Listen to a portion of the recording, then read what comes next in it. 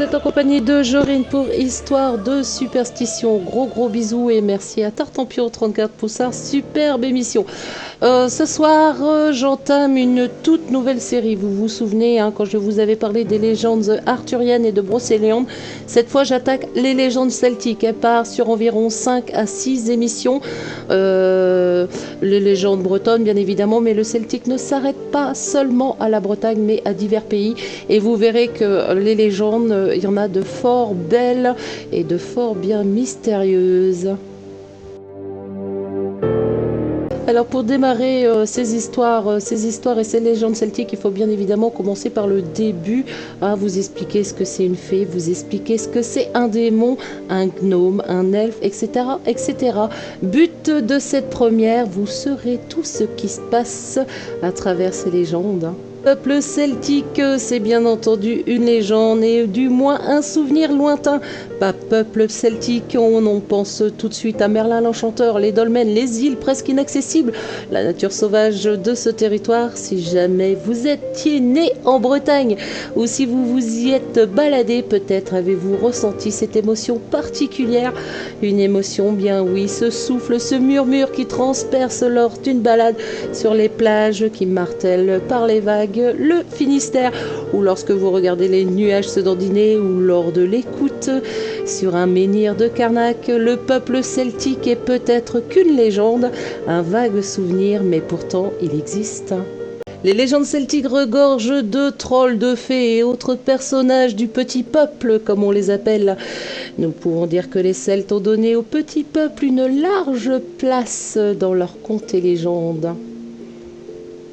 On va commencer par le plus méchant au niveau de ces fameux trolls et personnages. On va commencer l'explication, vous allez tout savoir sur les démons.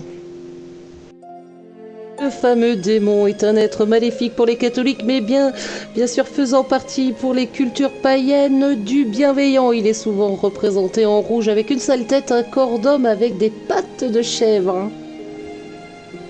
Dans l'Ancien Testament, les démons étaient sur terre, soit en dehors du paradis, puis l'Ancien Testament parle d'une deuxième génération de démons qui seraient des anges déchus, tels que Lucifer.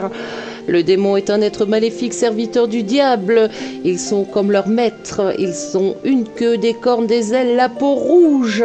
Ils n'ont pas toujours des pouvoirs surnaturels et ne sont pas forcément méchants. Cependant, ils adorent vous pousser à commettre un péché, un des 7 péchés capitaux entre autres, car cela leur donne de la force. Enfin, après la mort, nous allons soit au paradis avec les anges, soit en enfer avec les démons. Si votre âme est expédiée en enfer, alors les démons s'amuseront avec vous. Si vous êtes gourmand, ils vous obligeront à manger jusqu'à la fin du monde. Ah là là, ma chère Déby, alors je te préviens, sois très sage sur la terre, parce que si tu finis en enfer, tu vas faire une sacrée boulimie, c'est moi qui te le dis. On poursuit avec l'enfant démon. L'enfant démon naît de la liaison entre une humaine et un démon. Cet enfant porte le nom de Cambion, Kilcrop, Rocop également. L'enfant démon est criard, il hurle pour toutes les raisons, tactile, auditive, gustative. Il est horriblement puissant pour les humains.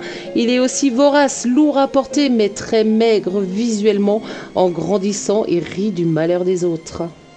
Les démons sont pourtant des enfants extrêmement fragiles, ils meurent souvent très jeunes, mais il faut savoir que s'ils atteignent l'âge adulte, ils seront de grands hommes dans le bien comme dans le mal. Les enfants de démons les plus connus sont entre autres Merlin, également Platon et Alexandre le Grand.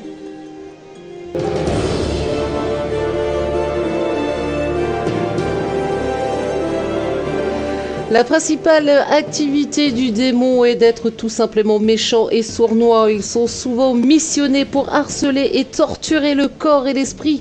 Pour certains, les démons sont la cause des maladies physiques et mentales. Et ces pathologies se soignent à coups de prière et d'exorcisme. Se tient à souligner que tout ceci n'est qu'une pure croyance. Donc n'allez pas prier le diable parce que vous êtes malade. Des démons comme Satan ou Belzébuth, ils pensent donner des pouvoirs à des humains par ce dont l'humain devient un sorcier. La plupart du temps, les sorciers finissent mal ou pratiquent la nécromancie et la magie noire. Enfin, Comme souvent les croyances païennes ont été diabolisées par l'Église, d'où nous retrouvons de drôles de démons comme les génies familiers qui peuvent vous aider en échange de quelques peut-être de vrais crapules. Pardon, je m'embrouille, on me parle en même temps.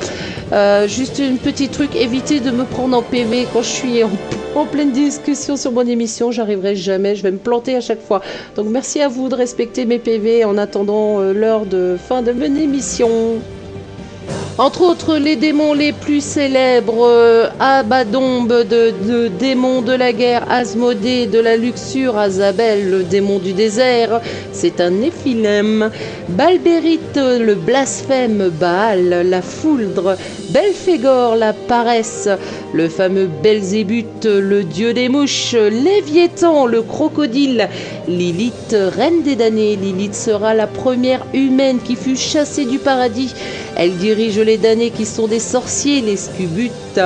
Vous avez ensuite Lucifer qui représente le démon de la lumière, Mammon, la cupidité, Mérine, la peste, Maloc, les sacrifices humains, Pan, dieu de la nature. Il n'est pas un démon car il est une divinité grecque, mais à cause de son physique mi-homme, mi-bouc, la religion catholique l'a mis en démon.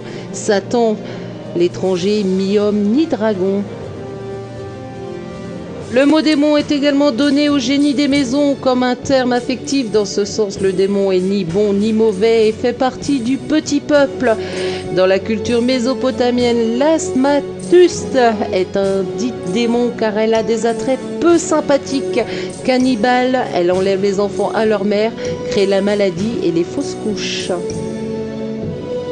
En ce qui concerne les différents démons que vous pouvez retrouver dans les légendes celtiques, nous allons passer à beaucoup plus doux et beaucoup plus joli, celle des fées. Le mot fée vient du mot fada qui veut dire destinée. Et oui, quand on vous traite de fada, c'est pas parce que vous êtes barge, mais simplement fada veut dire destinée. C'est quand même plus joli. Les fées sont les gardiennes de la destinée, de la nature. De plus, elles sont l'emblème du petit peuple. Les farfadets, les gnomes, les elfes, les gobelins, les trolls, les nains, les lutins et tout ce petit peuple. Les fées ont plusieurs caractéristiques communes. D'abord les ailes. Elles possèdent obligatoirement des ailes, soit une ou deux paires. Si elles n'en ont pas, ce sont des nymphes ou autres demoiselles. De plus, leurs ailes sont constituées d'éléments de la nature. Les ailes de papillons, de feuilles, de plumes, de pétales. Enfin, pour dissocier les anges des fées, c'est simple. Les fées ont deux plumes d'oiseau pour elles et les anges ont un ensemble de plumes comme une aile d'oiseau. Caractéristiques communes également, la beauté. Elles sont d'une très grande beauté et ne vieillissent jamais. Elles ont de la chance en tout cas. Sauf les fées de la destinée qui aiment se déguiser en vieilles femmes pour demander de les aider. La taille également. Elles sont généralement de petite taille, soit quelques centimètres à 1 pouce. Pour les plus grandes, celles qui vivent auprès des hommes, maximum 1,55 m. Niveau habillement aussi, c'est souvent les mêmes caractéristiques. Elles sont souvent nues ou vêtues d'étoles, de toiles d'araignée, de brindilles, de plumes, de feuilles ou de pétales de fleurs. Voir sous différentes montures ces fameuses fées, elles se mêlent fréquemment à leur pelage ou à leur plumage, tel un caméléon. Les fées ont souvent un halo de lumière autour d'elles, bleu, jaune ou vert. Enfin, dans certains contes et légendes et illustrations, la fée tient en main une baguette magique. Ce sont souvent les fées marraines. Sensibles, capricieuses, romantiques, susceptibles, rêveuses et rancunières, elles aiment être traitées avec déférence. Elles sont de véritables chippies. Les fées sont ni bonnes ni mauvaises. Bien entendu, certains récits parlent de mésaventures de certains personnages avec des fées. Exemple, tout simple, la fée Carabosse ou les dames vertes qui font danser jusqu'à l'épuisement. Est-ce vraiment de la cruauté ? Il faut bien différencier la fée des sorcières. Les sorcières pactisent avec le diable. Elles sont culturellement reliées à la religion catholique, alors que les fées appartiennent à la culture païenne. Elles sont comme les êtres du petit peuple. Elles n'ont aucune notion du bien et du mal. Si vous êtes sympa avec elles, elles le sont. Si vous êtes cruel, elles le seront tout autant. Courent tout autour de leur naissance. Pour certains, elles naissent dans les fleurs. Pour d'autres, des œufs de fées sont déposés dans des cocons par les papillons. Pour d'autres, elles enfantent comme une femme lambda. Personnellement, bon, moi je prendrais les trois solutions comme vérité, comme ça au moins j'irai pas chercher plus compliqué. Car il existe, comme vous avez peut-être pu le comprendre, hein, dans certains récits, des espèces de fées. Alors en fonction des races, il y a sûrement des grossesses différentes. De leur vie, ces jeunes demoiselles vivent dans la tranquillité de la nature, dans les bois, les prairies et les sources, car elles y sont les gardiennes. Elles protègent la nature, se nourrissent d'amour et d'eau fraîche, hein, n'est-ce pas? Du nectar, des fleurs, soignent les arbres, les animaux, les fleurs, imitent le chant des oiseaux, jouent avec les animaux. Parfois, elles ont des arbres fétiches que l'on nomme des arbres aux fées. De plus, ce sont les fées qui réveillent la nature endormie, qui régulent les saisons grâce à leur danse. Elles régénèrent et donnent de l'énergie à la nature. Le printemps est la saison préférée des fées et celle où elles travaillent le plus. Si vous voulez les voir, c'est dans ces périodes-là et surtout au mois de mai où vous aurez la plus grande chance de les observer à l'ouvrage. Je vous conseille de suivre le calendrier féerique si vous arrivez à le trouver quelque part. Ensuite, à cause de leurs origines, hein, comme je vous ai expliqué tout à l'heure, hein, destinée, c'est bien leur mot. Les fées prédisent l'avenir des hommes. Elles sont les marraines de bon nombre de petits bouts de choux ou de roses. Elles les guident vers leur destinée grâce aux dons ou par les missions. Elles les punissent par un sortilège. Et sont aussi les protectrices des guerriers, des chevaliers. Elles leur enseignent la loyauté, la bravoure et le courage. Elles les guident vers la gloire, mais aussi vers leur mort, vers l'autre monde où en prennent soin.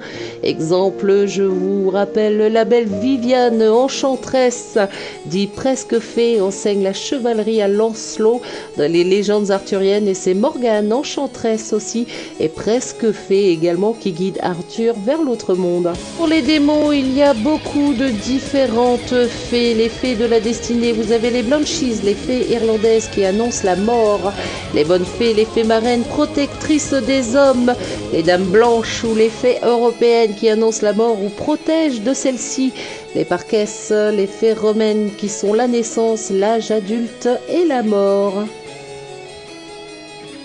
Les Valkyries, hein, qui sont des fées protectrices des guerriers, pardon. Vous passez également les fées de la nature, les dames vertes, fées de la nature, les dames blanches, enfin les fées blanches, qui sont les fées de la glace, les fées bleues, qui sont les fées de l'eau. Les plus connues dans les légendes celtiques sont bien sûr les Corrigans et les Corriganes. Hein. Les Corrigans sont des génies bretons plus ou moins sympathiques. Ils appartiennent à la grande famille des lutins. Le nom vient du mot cor qui veut dire nain, puis de ig qui veut dire petit, et comme ils ne sont jamais seuls, en qui veut dire plusieurs, donc corrigan, soit petit nain en breton. On peut aussi les appeler poule-piqué, cornordon ou kerrion.